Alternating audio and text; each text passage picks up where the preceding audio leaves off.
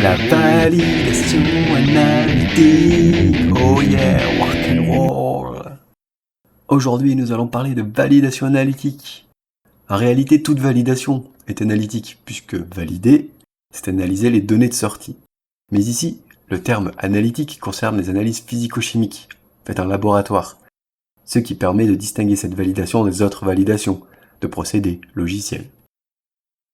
Un des gros avantages de la validation analytique est qu'elle permet de mettre en application un bon nombre d'outils statistiques, outils nous permettant de vérifier plusieurs critères de validation, tels que la justesse, la fidélité, la robustesse, la sensibilité, la spécificité, l'effet mémoire, la stabilité, les limites de détection et de quantification, ou encore la corrélation avec une autre méthode. Dans l'exemple qui suit, nous allons nous intéresser au dosage d'un analyte dans sa matrice. Alors pour valider une méthode analytique de ce type, il existe plusieurs protocoles à suivre, tels que la norme NF 90-210, le guideline ICHQ de R1, l'USP 1225, le SHGTA 04.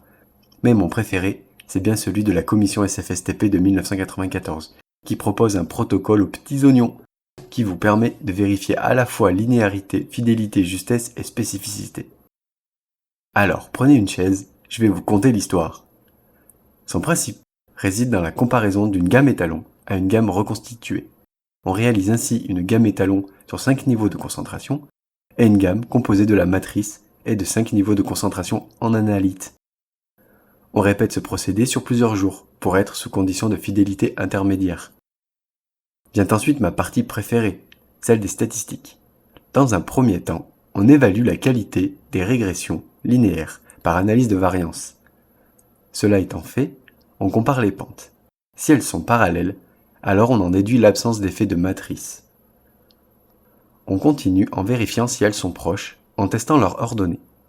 Si leurs ordonnées sont proches, on statue sur l'absence de biais significatif. Enfin, on testera leurs ordonnées à l'origine pour en définir le système de référence. Si l'on montre que les pentes passent par 0, alors notre système de référence est une droite passant par 0, droite qui peut être tracée avec un seul point d'étalonnage. Autrement, notre système de référence est une gamme d'étalons établie sur plusieurs niveaux de concentration. Le système de référence étant choisi, on calcule les valeurs retrouvées par prédiction inverse. On en détermine alors le biais et le recouvrement, c'est-à-dire la justesse ramenée à 100% de la valeur cible.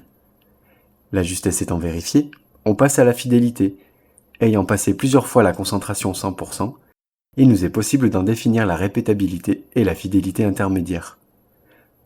Nous venons ainsi de vérifier l'absence d'effet de matrice, ce qui était un indicateur de la spécificité, la linéarité, la justesse et la fidélité de la méthode.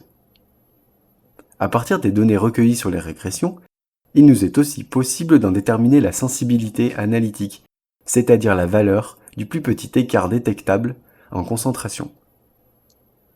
La robustesse, quant à elle, sera testée par un plan de plaquettes Burman, qui permettra d'évaluer l'impact des divers paramètres sur diverses réponses. Cela permettra de prioriser les paramètres les plus influençants et de définir des limites autour de ces paramètres. Les limites de détection et de quantification pourront être évaluées de manière graphique, signal sur bruit, ou numérique, via le passage de plusieurs blancs.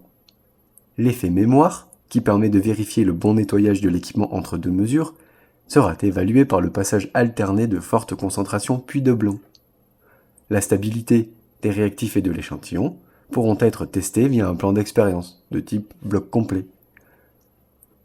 La méthode pourra, si possible, être comparée à une autre méthode de référence, ou bien déjà sur site, via la corrélation des méthodes. Voilà, nous venons de valider notre méthode.